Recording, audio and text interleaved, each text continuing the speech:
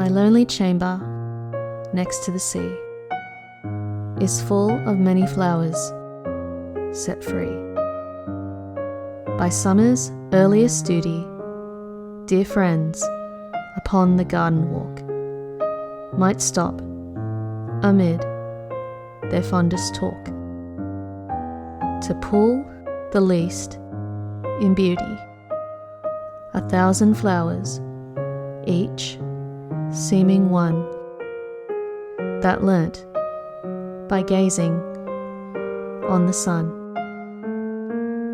to counterfeit his shining, within whose leaves the holy dew that falls from heaven hath won anew a glory in declining.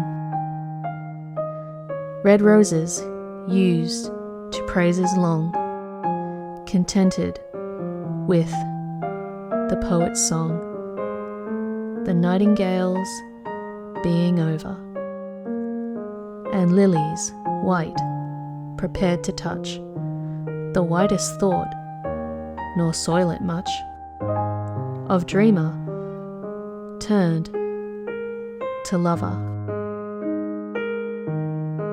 Deep violets you liken to the kindest eyes that look on you, without a thought disloyal, and cactuses a queen might don, of weary her golden crown, and still appear as royal.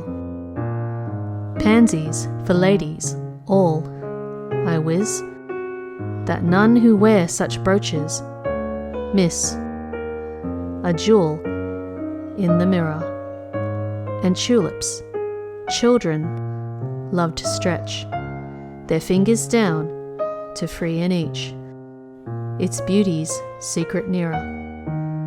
Love's language may be talked with these to work out choicest sentences.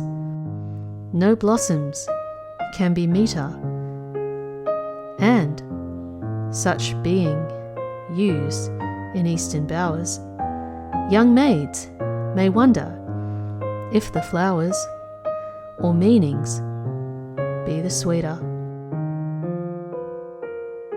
And such being strown before a bride, her little foot may turn aside, their longer bloom decreeing, unless some voices, whispered sound, should make her gaze upon the ground, too earnestly foreseeing, and such being scattered on a grave, whoever mourneth there may have a type that seemeth worthy of a fair body hid below, which bloomed on earth a time ago, then perished as the earthy, and such being wreathed for worldly feast across the brimming cup, some guest their rainbow colours viewing may feel them with a silent start, the covenant his childish heart with nature made renewing.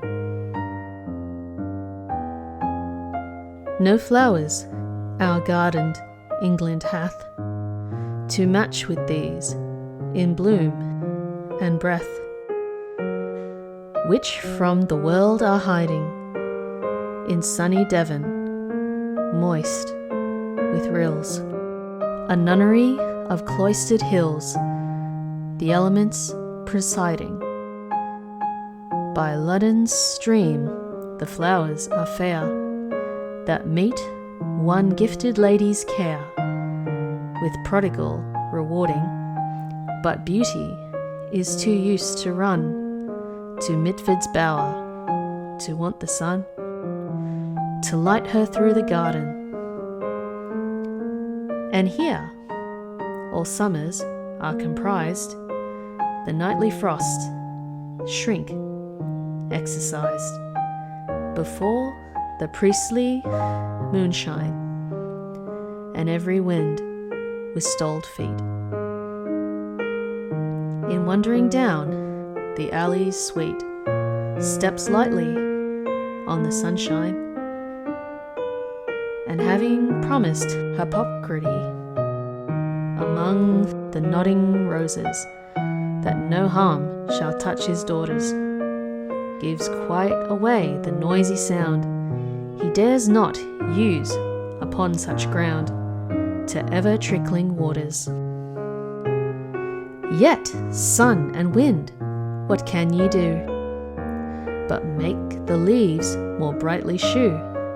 In posies newly gathered, I look away from all your best to one poor flower unlike the rest, a little flower half withered. I do not think it was ever a pretty flower to make the grass look greener where it reddened, and now it seems ashamed to be alone in all this company of aspect, shrunk and saddened.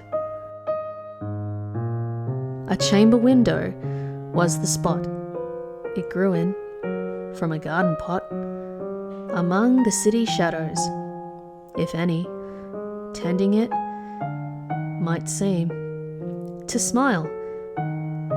It was only in a dream of nature in the meadows, how coldly on its head did fall the sunshine from the city wall. In pale refraction driven, how sadly plashed upon its leaves the raindrops, losing in the eaves the first sweet news of heaven. And those who planted gathered it in gamesome or in loving fit, and sent it as a token of what their city pleasures be. For one in Devon by the sea, and garden blooms to look on. But she, for whom the jest was meant, with grave passion, innocent, receiving what was given. Oh, if her face she turned then, let none say it, 'twas to gaze again upon the flowers of Devon. Because, whatever virtue dwells in genial skies, warm oracles for gardens brightly springing, the flower which grew beneath your eyes, ah, sweetest friends, to mind supplies a beauty worthier singing.